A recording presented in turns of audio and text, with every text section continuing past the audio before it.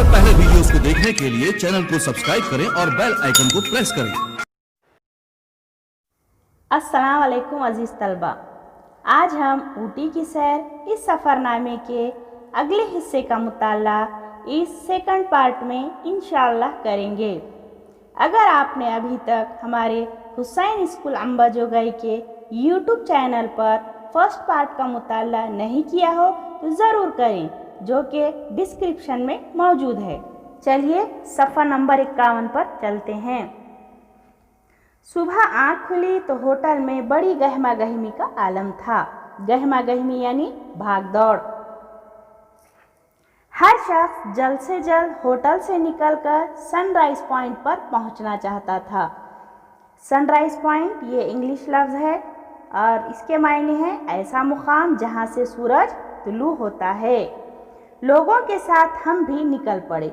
बच्चों का इश्तियाक कुछ ज़्यादा ही था। इश्तियाक के मायने शौक़।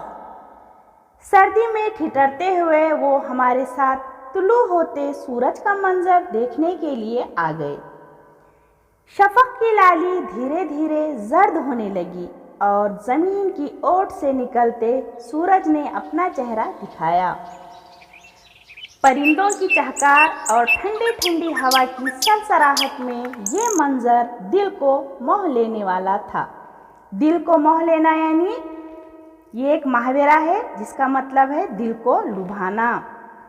सूरज निकलने का नज़ारा करने के बाद हम ऊटी का मशहूर गवर्नमेंट बॉटनिकल गार्डन देखने के लिए चल पड़े। बाग के सदर दरवाजे ही से खुशनुमा सब्ज़ाज़ार नज़र आया, जहाँ रोश रोश पर रंगीनियाँ बिखेरती फूलों की कतारें फिज़ा को मुअत्तर कर रही थीं। हर तरफ फूल ही फूल नज़र आ रहे थे। न जाने कैसे कैसे रंगों का हुस्न इन फूलों में बिखरा हुआ था। यहाँ सब्ज़ाज़ार पर चलने फिरने की ममानत है। ममानत के मायने मनाई। मगर मौका पाते ही हमारे बच्चे कहीं कहीं हरियाली पर दौड़ लगा ही लेते थे। इस गुलशन की सैर के बाद हम टैक्सी के ज़रिए डोडा बिटा पहुँचे।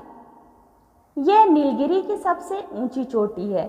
यहाँ से ऊटी और अतराफ की बस्तियों के ऊंचे ऊंचे मकानात बच्चों को खिलौनों के मानंद दिखाई देते हैं।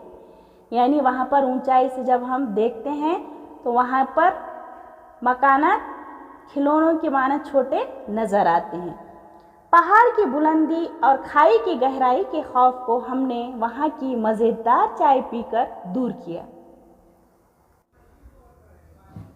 हरी हरी पत्तियों से बनाई हुई ये चाय डोडा बिट्टा का मशहूर मशरूब है। मशरूब के मायने है शरबत।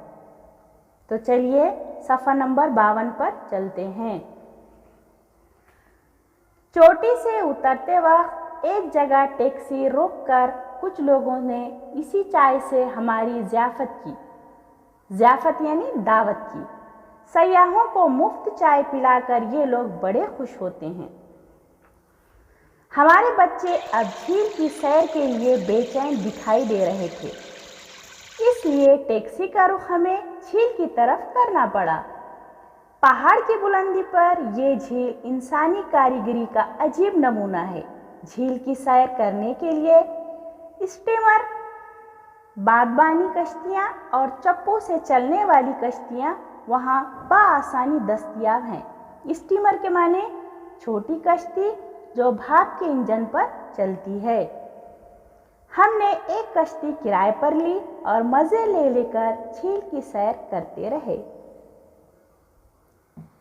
कश्ती ही में बच्चों ने पहाड़ी रेलगाड़ी में बैठने का मंसूबा बना लिया। झील की सैर के बाद हम रेलवे स्टेशन पहुँचे और टिकटें खरीदकर रेलगाड़ी में बैठ गए। ये रेलगाड़ी दीगर रेलगाड़ियों से मुख्तलिफ है और नहायत धीमी रफ्तार से पहाड़ी के नशे व फराज में उतरती चढ़ती है। नशे व फराज बोले तो उतार चढ़ाव।